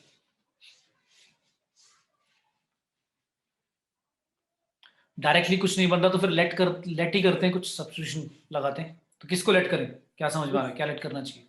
सर ये सेपरेट लोग होके नहीं हो लोग सकता? Log x को. Log. log x, ठीक है, log x दोनों बार आ रहा है, पहले वाले में भी दूसरे वाले में भी, तो लेट कर लो log x इक्वल टू, चलो अपने आप करके देखो जल्दी से, रजिस्टर में लिख के देखो क्या आएगा। सर ये सेपरेट होके नहीं हो सकता? सेपरेट इंटीग्रेशन करके, हाँ बेटा, क्या सेपरेट इंटीग्रेशन करके नहीं हो सकता? दोनों को अलग अलग इंटीग्रेट करके। सेपरेटली, मतलब इसका अलग उसका अलग? Yes sir. ठीक है, हाँ सेपरेटली भी कर सकते हो, बट सेपरेटली भी डायरेक्टली तो नहीं पता लग रहा ना क्या करना है, तो लेट तो मतलब करना ही पड़ेगा। पहले वाले को भी अगर सेपरेट, सेकंड वाले को सेपरेट करके लिखोगे तो डायरेक्टली तो कोई आइडेंटिटी या कोई डायरेक्ट रिजल्ट, मतलब जो फॉर्मूला था वो तो स्टैंडर्ड रिजल्ट कुछ लग नहीं रहा है, तो लेट तो करना ही पड़ेगा तुम्हें सेपरेटली लिखकर भी। तो चलो एक बार एक साथ रख के लिख लिया हमने, log x को मान लिया t, तो क्या आएगा चलो बताओ? log x कर 1/x Yes, dx sir. Equal to dt आ गया, ये आ गया। फिर क्या करें, dx की वैल्यू आ गई x dt। अब x तो कहीं पे लिखा ही नहीं हुआ था न्यूमरेटर वगैरह में कहीं पर या डिनोमिनेटर में, चलो कोई नहीं, लिखा हमने।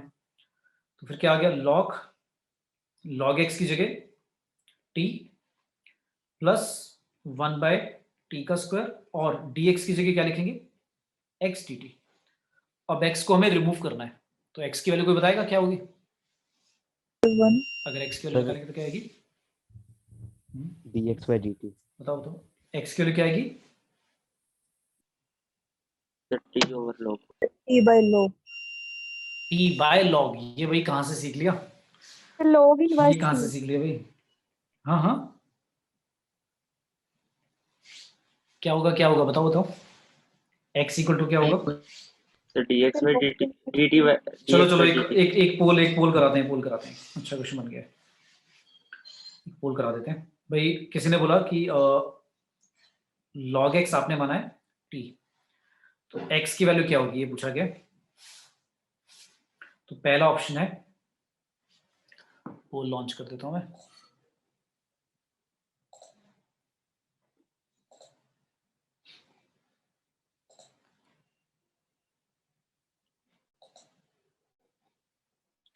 ओके, तो log x equal to T दिया हुआ है, तो x की वैल्यू बतानी क्या होगी। तो एक बच्चे ने बोला t upon log, B option है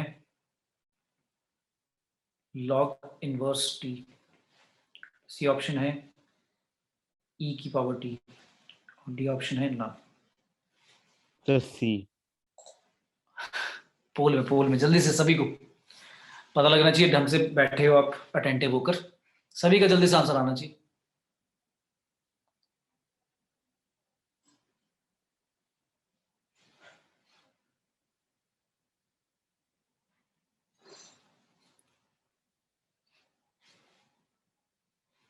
अभी आधे बच्चों ने भी नहीं दिया आंसर भी।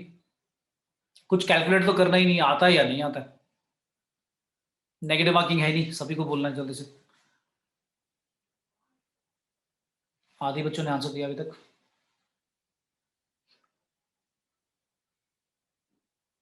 हाँ साक्षी बोलो बेटा। सर गलती से हो गया था। ओके ओके,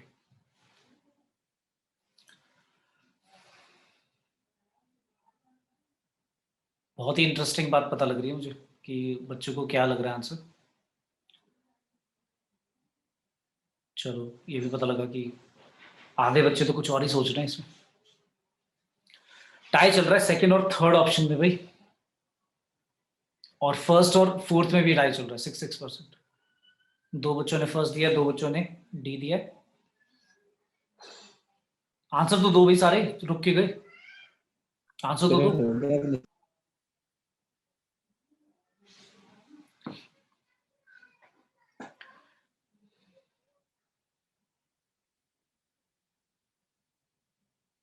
आंसर तो दे दो भाई, सारे के सारे रुक के गए। ओके, 47% बच्चों ने, मतलब लगभग आधे बच्चों ने बोला है ऑप्शन नंबर सी, जो कि बिल्कुल ठीक है। बाकी सारे ऑप्शन रॉन्ग हैं।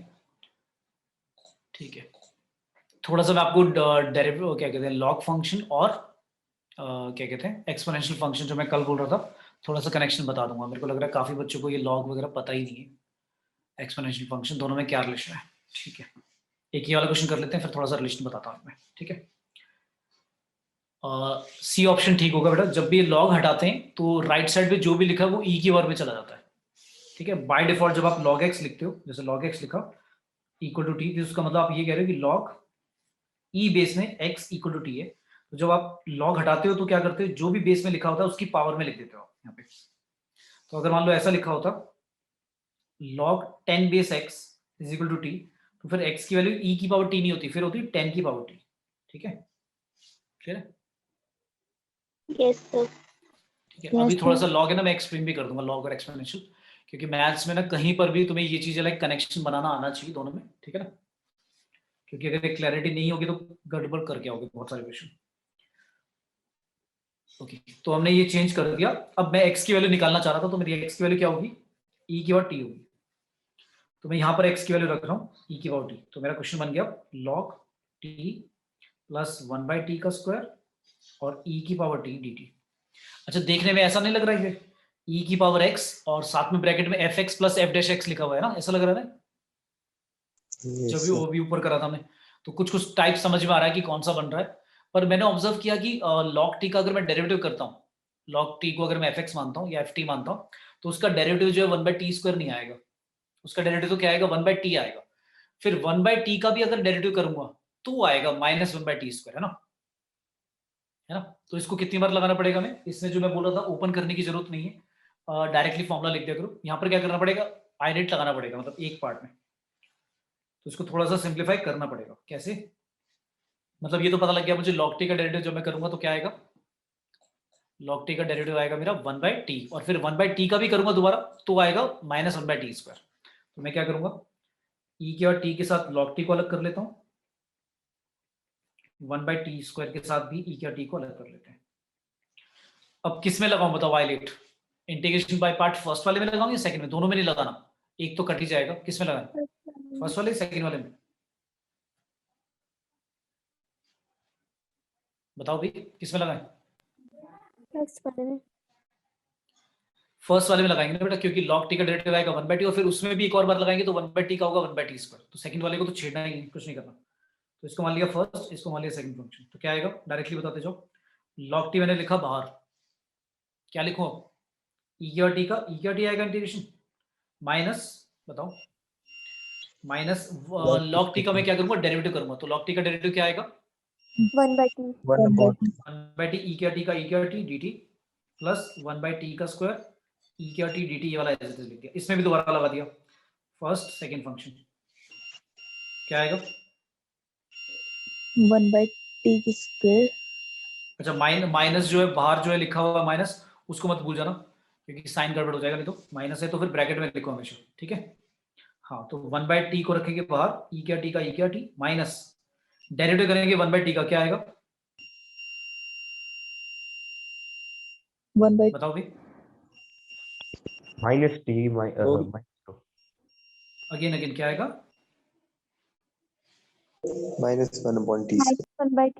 -1/t -1 बाय पहले t² आएगा और e के t का e के t dt ऐसे आएगा ना, प्लस 1/t का स्क्वायर e के t, ये तो चल ही रहा है आपका, ठीक है। जब ब्रैकेट ऊपर करूंगा तो क्या आएगा, e के t log t minus 1/t e के t। अब तीन माइनस है, 1 2 3, तीन माइनस फिर माइनस ही रहेगा, 1/t का स्क्वायर e के t और प्लस का 1/t² e के t। तो वो तो हमने मेंटली सोच ही लिया था कि log t का 1/t आएगा, फिर 1/t का जब दोबारा करेंगे तो 1/t² आ जाएगा नेगेटिव वाला, तो वो नेगेटिव वाला पॉजिटिव से कट ही गया, अब दिख रहा है। तो करने की जरूरत नहीं, ये आंसर हो गया अपना। t की वैल्यू पुट कर देना, ठीक है बेटा। आए Yes, सभी को sir. समझ में? Yes, sir. यस सभी को सर। क्लियर है? Yes sir.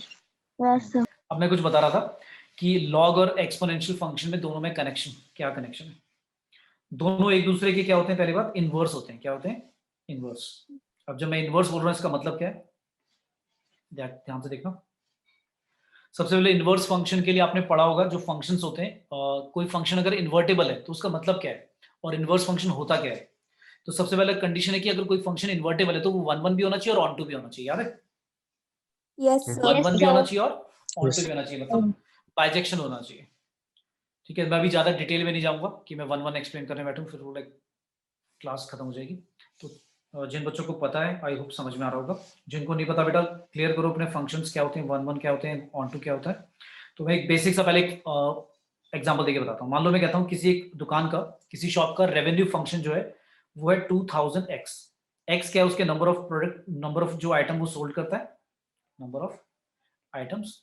लेट्स से उसका एक प्राइस, एक आइटम का जो प्राइस था वो 2000 रुपीज था, तो उसका रेवेन्यू फंक्शन यही होगा, 2000x होगा।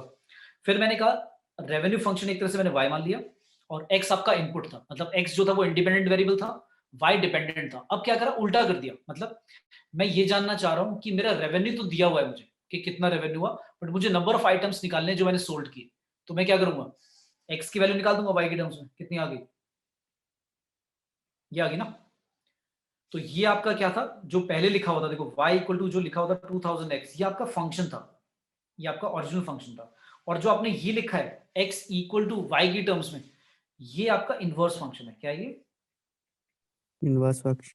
Inverse function. y की जगह आपने x लिख दिया और डिवाइड बाय 2000, मतलब उसको जो x की वैल्यू आ गई ना y की टर्म्स में, वो ही बेसिकली इनवर्स फंक्शन है, और उसमें मैंने वेरिएबल x लिख दिया y की जगह बस, ठीक है। क्लियर है? तो यहां पर पहले वाले Yes, फंक्शन में sir. क्या था, पहले वाले फंक्शन में x आपका नंबर ऑफ आइटम्स थे और आपका fx क्या था, रेवेन्यू था। अब क्या हो गया, अब यहां पर x, ये क्या आपका, ये आपका रेवेन्यू है, और जो f इनवर्स x आएगा वो क्या है, नंबर ऑफ आइटम्स। समझ में आया? क्लियर है? सर प्लीज एक करना। रिपीट कर दूं, Repeat. मैंने बोला बेटा जो fx है रेवेन्यू फंक्शन वो था 2000x, ठीक है। तो मेरा x क्या था, नंबर ऑफ आइटम जो इनपुट है जो कि इंडिपेंडेंट वेरिएबल है, और fx या y या रेवेन्यू फंक्शन मेरा आउटपुट था जो कि डिपेंडेंट था। मैंने क्या करा, x की वैल्यू निकाल दी y के टर्म्स में। क्या आ गई x की वैल्यू, y बाय 2000, और उसी को मैंने x को f इनवर्स x लिख दिया और y की जगह क्या लिख दिया, x लिख दिया। तो ये जो f इनवर्स x आया, इनवर्स फंक्शन आया, ये क्या आ गया, ये जो f इनवर्स x है बेसिकली ये नंबर ऑफ आइटम्स हैं जो आपने सोल्व किए हैं, और जो x लिखा हुआ राइट साइड पे वो आपका रेवेन्यू हो गया इस वक्त। तो उल्टा हो गया, मतलब इनपुट आउटपुट बन गया, आउटपुट इनपुट बन गया। ये बात समझ में आई? Yes, sir. Yes, sir. ठीक है, तो तुम इनवर्स आईटीएफ पढ़ते हो, आईटीएफ पढ़ चुके हो। तो आईटीएफ में इनवर्स ट्रिग्नोमेट्रिक फंक्शन में आप क्या करते हो, ऐसे लिखते हो ना, साइन इनवर्स और फिर अंदर 1/2 लिखते हो ऐसे, ये आपका एफएक्स होता है। तो बेसिकली इनवर्स फंक्शन क्यों है, क्योंकि जो पहले आप लिखते थे वो कुछ ऐसे लिखते थे, fx equal to sine x या gx मान लेते हैं, gx equal to sine x. तो उसमें x आपका एंगल होता था, ये आपका x क्या होता था, एंगल होता था कुछ, और जो आपका आंसर आता था वो क्या आता था, आउटपुट आता था -1 से 1 के बीच में ना। इस बार क्या है, इस बार आपका ये जो x लिखा हुआ है अंदर, ये जो लिखा हुआ है 1/2, ये आपका क्या हो गया, -1/2 से 1 के बीच में कोई वैल्यू है, और जो पूरा आंसर आएगा वो क्या आएगा, एंगल आएगा। समझ में आया? उल्टा हो गया, इनपुट आउटपुट बन गया, आउटपुट इनपुट बन गया। आया समझ में? Yes, sir. Yes, sir. हाँ, तो ये हमारा इनवर्स फंक्शन होता है। अब जो मैं बोल रहा हूँ एक्सपोनेंट, ये मैंने क्यों बताया, इनवर्स फंक्शन क्यों बताया, अभी तक तो लॉग और उसके पे चल रहे थे एक्सपोनेंशियल फंक्शन। तो लॉगरिथम फंक्शन और एक्सपोनेंशियल फंक्शन दोनों एक दूसरे के इनवर्स ही हैं। तो जैसे किसी ने बोला 2 की पावर 3/8 होता है, ये सभी को पता है। इसी बात को, ये तो मैंने किस फॉर्म में लिखा है, ये मैंने लिखा है एक्सपोनेंशियल फॉर्म में। इसी बात को एक और तरह से लिखने का तरीका है, क्या, log 2 base 8 is equal to 3। तो जिस किसी ने ये बात बोली और ये बात बोली, ये दोनों एक ही बात मीनिंग दे रही है, पर we are familiar with the exponential notation, क्योंकि हमें छोटी क्लासेस से एक्सपोनेंशियल पावर चैप्टर पढ़ाया जाता था, तो we are familiar with this form, हम इससे फेमिलियर है और देखकर समझ में आता है क्या लिखा हुआ है। लेकिन लॉग जो है वो लाइक आप सीधा मेरे ख्याल से 10th के बाद ही पढ़ते हो, दूसरे बोर्ड्स में लाइक पहले भी पढ़ा दिया जाता है। तो सीबीएसई में सीधा 11th में आता है, और 11th में भी और 12th में भी कोई मैथ्स में चैप्टर नहीं है। तो आधे बच्चों को ना ये कंफ्यूजन ही रह जाता है कि लॉग है क्या, कैसे निकालते हैं, एक्सपोनेंट इनमें रिलेशन क्या है। तो आई होप क्लियर हो गया होगा। Yes, Yes, sir. sir. Yes, sir. तो लॉग ये जो बेस में लिखते हैं हम नीचे लिखते हैं, ये 2 बेस होता है, मतलब ये वाला जो चीज बेस थी, देखो लॉग में भी उसको बेस बोलते हैं और वहां पर जो एक्सपोनेंट थे वहां पर भी हम बेस बोलते थे। तो मतलब जब हम लॉग लिखते हैं ना, मतलब अगर मैंने कभी भी ऐसे लिखा लॉग एक्स लिखा, तो बाय डिफॉल्ट हम बेस ले लेते हैं ई, मैथ्स में ई हमारा इरेशनल नंबर होता है, फेमस यूलर नंबर भी बोलते हैं इसे। तो जब मैथ्स में अगर कभी लॉग के साथ बेस नहीं बताया हो तो बाय डिफॉल्ट बेस क्या होगा, ई होगा, ये याद रखना है, ठीक है। तो अगर मैं इसका आंसर जानना चाह रहा हूँ, मतलब लॉग ई बेस, मान लो 10 का आंसर मैं जानना चाह रहा हूँ, तो मैं पता क्या जानना चाह रहा हूँ, मैं ये जानना चाह रहा हूँ ई की पावर, मैं ये जानना चाह रहा हूँ ई की पावर कितनी कर दूं कि आंसर 10 आ जाए, ये क्वेश्चन है। मतलब ये जो ऊपर वाले क्वेश्चन है इसको आप चेंज करके ऐसे लिख सकते हो, समझ में आया? Yes, sir. Yes, sir. Yes, sir. तो मैं कह रहा हूँ log e बेस 10 क्या होगा, वो मैं उस क्वेश्चन को उल्टा ऐसे बोलता हूँ कि e की पावर कितना लिखूं कि आंसर 10 आ जाए, ये क्वेश्चन है मेरा। आया समझ में? Yes, Yes, sir. Yes, sir. ठीक है, बस। तो यही दोनों में लाइक दोनों एक दूसरे क्या क्या है, इनवर्स है। तो जब मैंने एक क्वेश्चन अभी लिखा था, आपको याद होगा, मैंने ऐसे कुछ लिखा था कि मैंने log x को माना था t, मतलब t एक तरह से मान लो y है, तो फिर मैंने क्या करा था, बाय डिफॉल्ट जब बेस नहीं होता तो ई बेस होता है, log e base x equal to लिखा हुआ है, लेट्स से t लिखा हुआ है। अब मुझे क्या निकालना है, इसमें x की वैल्यू निकालनी है। तो मैंने क्या बोला, x की वैल्यू निकालने के लिए मैं क्या करूंगा, बोथ साइड क्या कर दूंगा, लाइक शिफ्ट करूंगा, ट्रांसपोज करूंगा, तो e की पावर t चला जाएगा। क्यों? क्योंकि अभी मैंने ये तो चीज समझाई है कि log e बेस x निकालने का मतलब है आप क्या निकालना चाह रहे हो कि e की पावर कितना करें कि x आ जाए। तो राइट साइड पे जब t लिखा हुआ है तो इसका मतलब e की पावर t करने पे x आएगा, ठीक है, क्लियर है? Yes, sir. Yes, sir. पर ये तब है जब बेस e है या नहीं लिखा तो बाय डिफॉल्ट e बेस होता है, लेकिन अगर 2 लिखा हो 3 लिखा हो तो फिर e की या t की जगह 2 की पावर t आएगा, ठीक है। Yes, sir. Yes, sir. अब कुछ क्वेश्चंस आते हैं जेई वगैरह में या कॉम्पिटिशन में, लाइक डोमेन रेंज से रिलेटेड। फंक्शन जो है काफी बड़ा चैप्टर है, काफी लाइक लेंथी चैप्टर है पूरा का पूरा, जिसमें बहुत सारी चीजें कवर होती हैं। तो फंक्शन जो है ना बेटा, कैलकुलस का मेन वो है, क्या बोलते हैं कि जैसे बेस है। जिस बच्चे का फंक्शन क्लियर नहीं है कि डोमेन रेंज क्या होता है, सबसे पहले आपको 11th क्लास में आपने पढ़ा होगा, 11th क्लास में डोमेन रेंज फंक्शन की डेफिनेशन, फिर उसका डोमेन रेंज सिखाते थे कि डोमेन और रेंज कैसे निकालते हैं। तो कितने बच्चों को भाई डोमेन रेंज अच्छी तरह से पता है कैसे निकालते हैं? किसी फंक्शन अगर मैं दे दूं कोई, Yes. Just raise your hand, just raise your hand. जिनको पता है कि डोमेन रेंज कैसे निकाला जाता है अच्छी तरह से, मतलब आता है, सीखा है ढंग से 11th में, क्योंकि अगर ज़्यादातर बच्चों को नहीं आएगा तो फिर मुझे सिखाना पड़ेगा पहले डोमेन रेंज।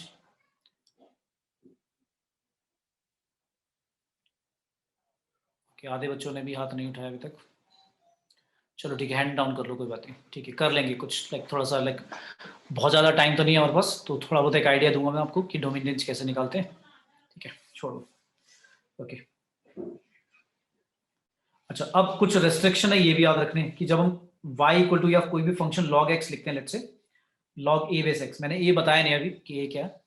अब इस जब हम log फंक्शन को डिफाइन करते हैं, तो मैंने बोला log और एक्सपोनेंशियल फंक्शन आपस में एक दूसरे के इनवर्स हैं, और जब log फंक्शन को डिफाइन करते हैं तो उसमें कुछ रेस्ट्रिक्शन है बेस के ऊपर और x के ऊपर, जो आर्गुमेंट वाला पार्ट है। तो x के ऊपर क्या रिस्ट्रिक्शन है, जब भी आप log x लिख दोगे तो ये बात याद रखना, x की वैल्यू ऑलवेज, जो यहाँ पर ये लिखा होगा, ये हमेशा ग्रेटर देन 0 होना चाहिए भाई, ये नेगेटिव नहीं होना चाहिए। ठीक है, नेगेटिव अगर होगा तो डिफाइंड ही नहीं होता लॉग फंक्शन। उसका रीजन भी दूंगा अभी क्यों ऐसा। ए के ऊपर क्या कंडीशन है, या तो ए जो होगा वो 0 से 1 के बीच में होगा, और ए 1 से बड़ा होगा, मतलब ए की वैल्यू नेगेटिव भी नहीं होनी चाहिए, ए की वैल्यू 1 भी नहीं होनी चाहिए, तो 1 से बड़ा या फिर 0 और 1 के बीच में ओपन इंटरवल। ठीक है, तो ये बेस के ऊपर रिस्ट्रिक्शन है जो हम ए बेस में लिखते हैं, लॉग ए बेस एक्स। ठीक है, क्लियर है? Yes, sir. ठीक है, अब ये रेस्ट्रिक्शन लगाने का पर्पस क्या था, ये रीजन ये है कि मान लो किसी ने, बच्चे ने बोला कि सर नेगेटिव बेस के साथ मैं डिफाइन कर सकता हूँ किसी को, तो लेट्स से किसी ने बोल दिया लॉग ए बेस, मान लेते हैं -2 है, और ऐसे बोल दिया x। अब मैंने क्या बोला, अब मैं इसका जब लॉग हटाऊंगा तो क्या लिखूंगा मैं, पता क्या लिखूंगा, बताओ क्या लिखेंगे?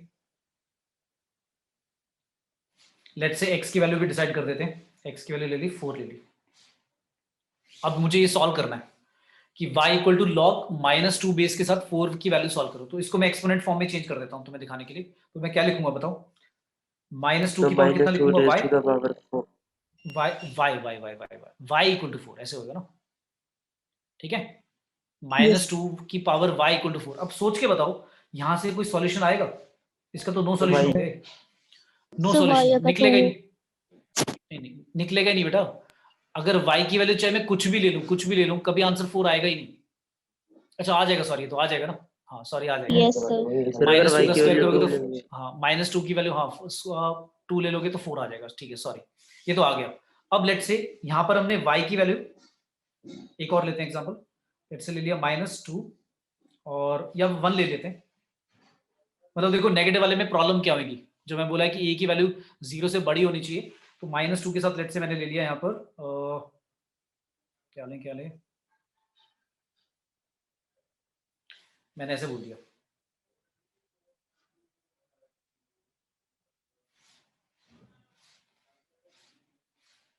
हमने ले लिया log -2 और 1 इक्वल टू, लेट्स से, या 1 की जगह यहाँ पर तो x ही रखते हैं, x इक्वल टू लेट्स से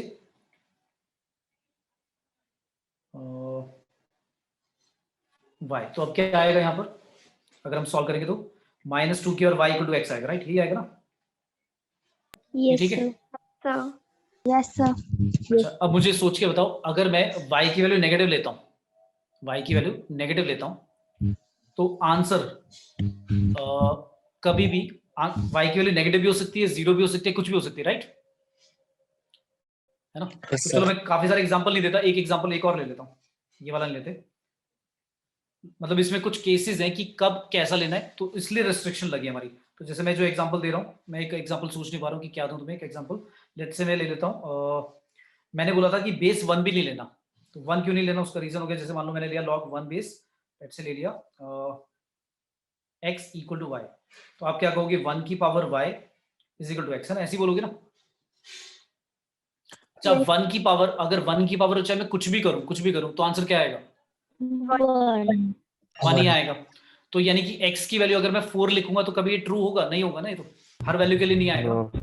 ये बात समझ आ रही है कि भाई x की वैल्यू तो 4 भी हो सकती थी, 1 भी हो सकती थी, 5 भी हो सकती थी, तो y की वैल्यू तो मैं अगर कुछ भी ले लूं, इसमें x जो 4 है, 1 है, 5 है, जो आर्गुमेंट में डोमेन है मेरा, x की वैल्यू तो 1 से बड़ी कुछ भी आ सकती थी, 0 से बड़ी, तो 4 तो कभी आएगा ही नहीं आंसर y की वैल्यू लेने पर।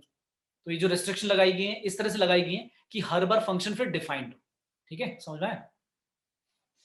क्लियर है? Yes, sir. तो Yes, sir. कंडीशन ये याद रखनी है क्या क्या, एक तो x की वैल्यू जो होनी चाहिए वो क्या होनी चाहिए, 0 से बड़ी होनी चाहिए। दूसरी बात जो बेस वाला पार्ट होना चाहिए वो 0 और 1 के बीच में होना चाहिए ओपन इंटरवल में, और या फिर 1 से बड़ा होना चाहिए।